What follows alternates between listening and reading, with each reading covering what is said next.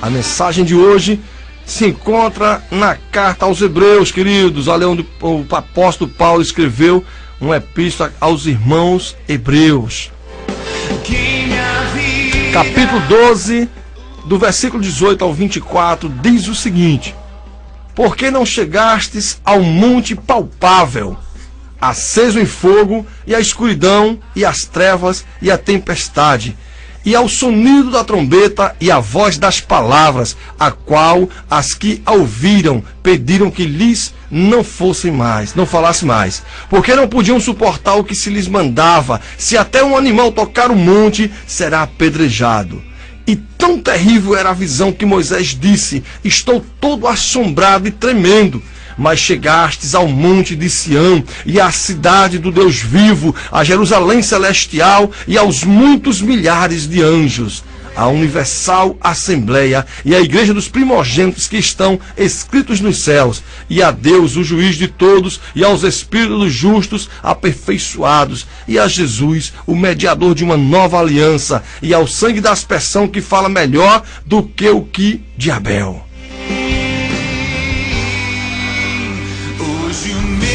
Glória a Deus, queridos. O texto que acabei de ler fala do Monte Sião e do Monte Sinai e do Monte Sião. Ele menciona Jerusalém, onde está localizado o Monte do Calvário, lugar onde Jesus morreu, queridos. A palavra de hoje é bem interessante, é uma palavra que quase ninguém prega nesses versículos que eu acabei de ler. Mas muito interessante para as nossas vidas. Nós iremos aprender, tenho certeza diante de Deus que nós iremos aprender muito nesse texto que foi lido nessa noite em Hebreus 12, do 18 ao 24. Marca aí na tua Bíblia para depois você meditar também como manda a palavra de Deus. Querido, o autor da epístola aos Hebreus diz que nós não chegamos ao Monte Sinai, mas a Jesus, o mediador da nova aliança. Quero falar desses dois montes nessa noite para os amados ouvintes aí do programa Renascer em Cristo, do pastor Paulo Pesqueira. O Sinai e o Calvário. Eles aparentemente, queridos, são dois montes contraditórios.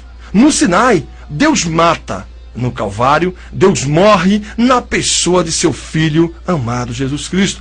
No Sinai, Deus grita. No Calvário, Deus suplica. No Sinai, Deus ameaça. Lá no Calvário, Deus espera. Conheço muitas pessoas que vivem aflitas por algumas coisas que não compreendem na palavra de Deus. Certa ocasião, querido, um universitário, conversando com o pastor Paulo, que disse ser ateu. Eu não gosto nem dessa palavra, mas infelizmente ele disse que era ateu. Me mostrou assim as aparentes incoerências que achou na Bíblia. Um Deus cruel no Velho Testamento e outro Deus bondoso no Novo Testamento. Então me perguntou: pastor, como você pode acreditar num Deus tão incoerente?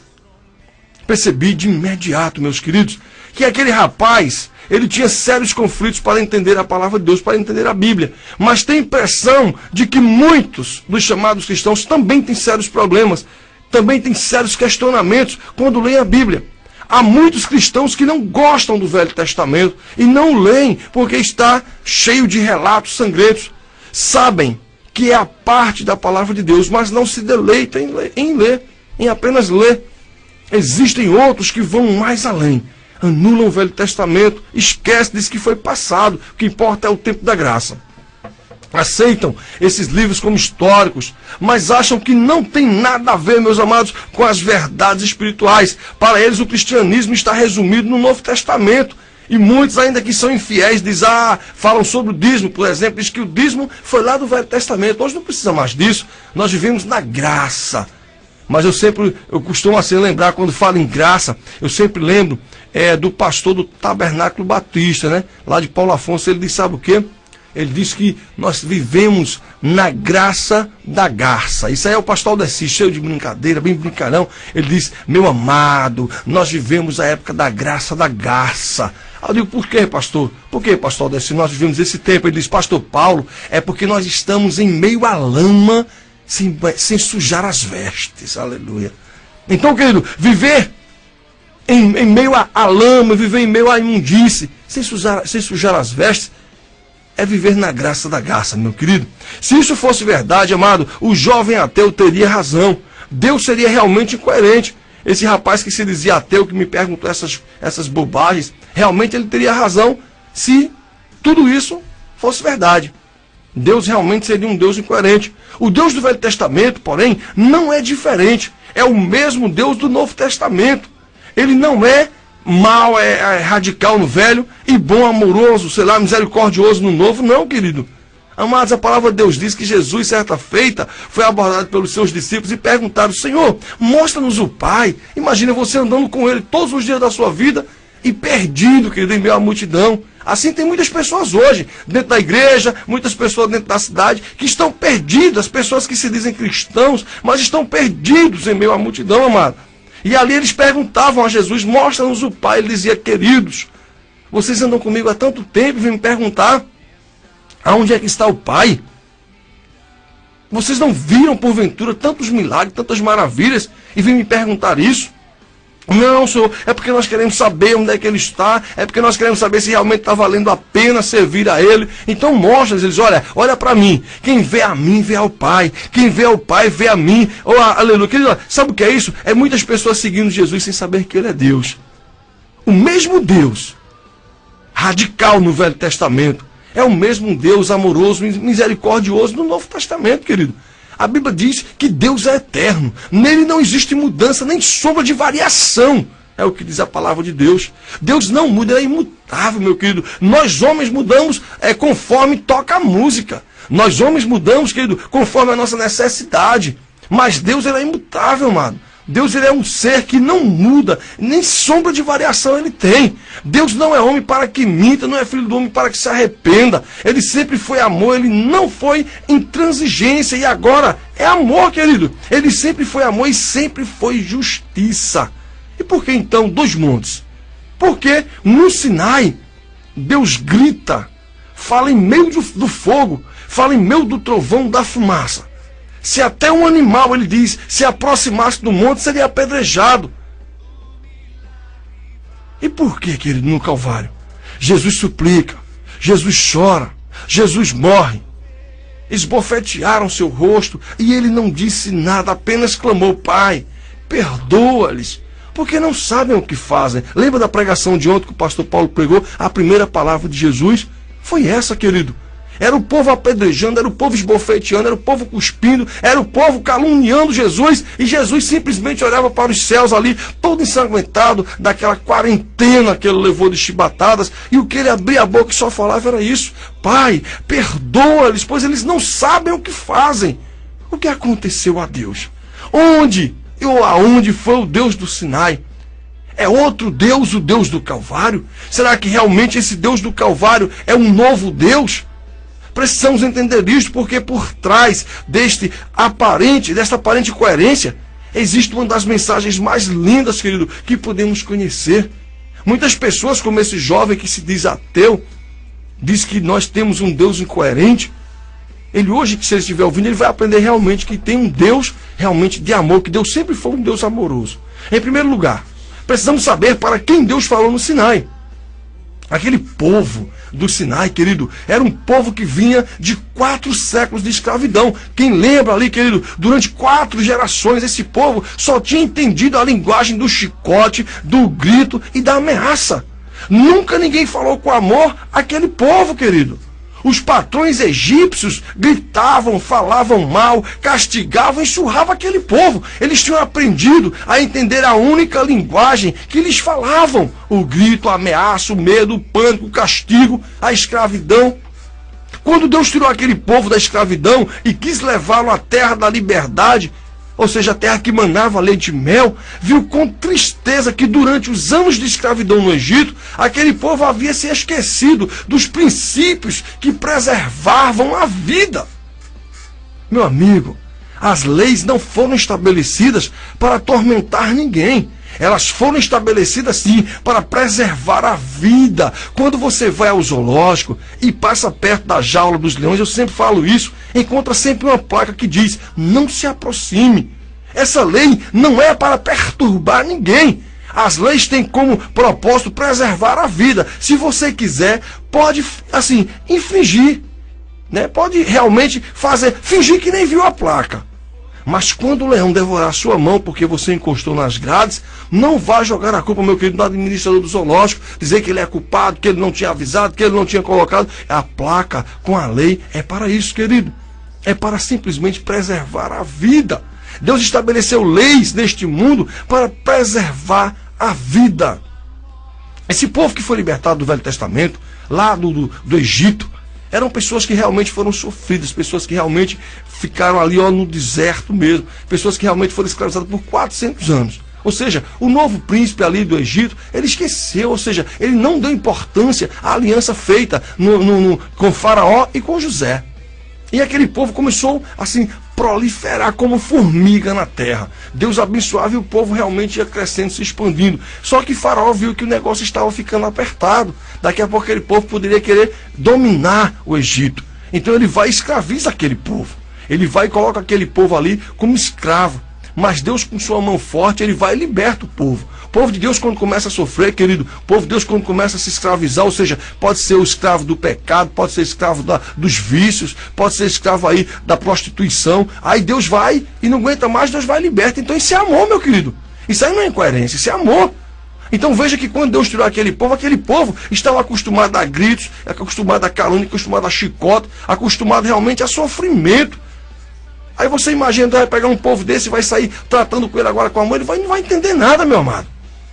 Então o povo de Israel se esqueceu completamente das leis de Deus.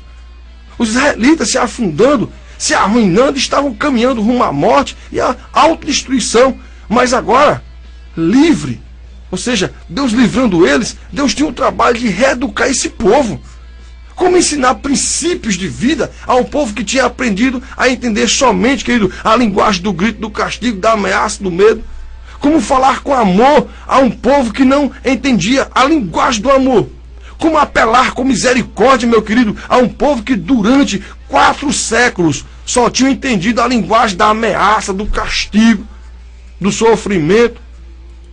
Queridos, no momento da história, como medida de emergência, tenho certeza, Deus teve que falar na única linguagem que aquele povo podia entender. A linguagem do grito, do fogo, da fumaça, aleluia, do trovão. Era a única maneira, amado, de comunicar-se com eles. Deus tinha a delicadeza, né? Deus tinha uma delicada responsabilidade, vamos dizer assim, de reensinar aquele povo os princípios preservadores da vida, e em seu infinito amor teve que deixar de lado sua linguagem de amor e usar a única linguagem que aquele povo entendia. E às vezes Deus leva o nome de incoerente, de um Deus incoerente, mas por trás desse grito, desse chicote, dessa ameaça, estava o maravilhoso amor de Deus, tentando reeducar um povo escravo. Acontece que o plano de Deus não era falar para sempre em meio aos gritos, em meio a chicotes, em meio ao medo. Não. Essa era uma linguagem de emergência. Deus, querido, ele estava fazendo aquilo porque era a única saída de emergência que Deus encontrou para reeducar um povo que viveu 400 anos, são 4 gerações.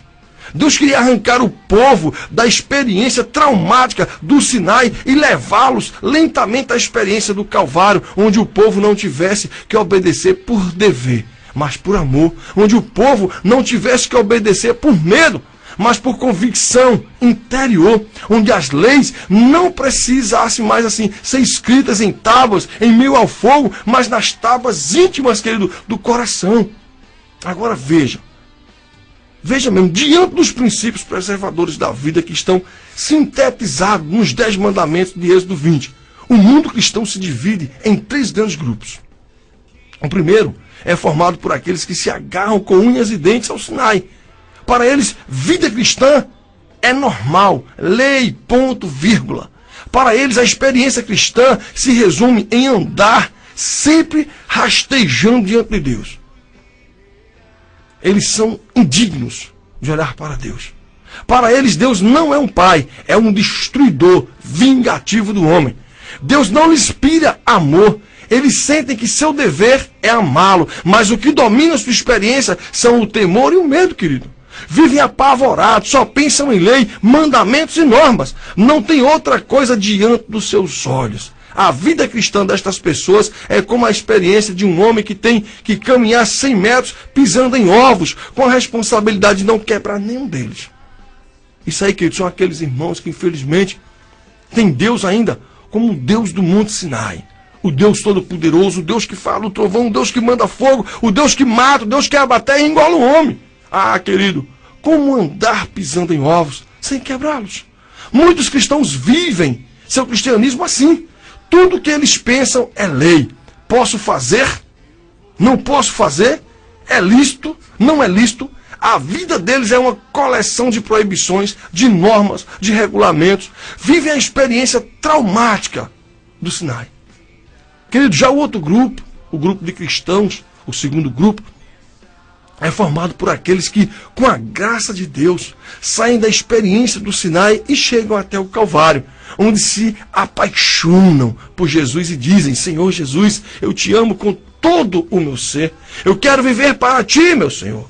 Tu morrestes na cruz por mim, andarei em teus caminhos, não porque tenha medo da morte, mas porque quero ver-te feliz. Guardarei teus princípios, não porque tenho medo de me queimar no inferno, mas porque tu és a coisa mais linda na minha vida, e eu sei que tu estabelecestes esses princípios para preservar a minha vida. Esse grupo de cristãos finalmente chegou ao Calvário. O centro da experiência deles não é a lei, é Cristo. O Calvário não é assim, não acaba com a responsabilidade que eles têm diante da lei de Deus. Pelo contrário, queridos, aumenta a sua responsabilidade diante dos princípios preservadores da vida.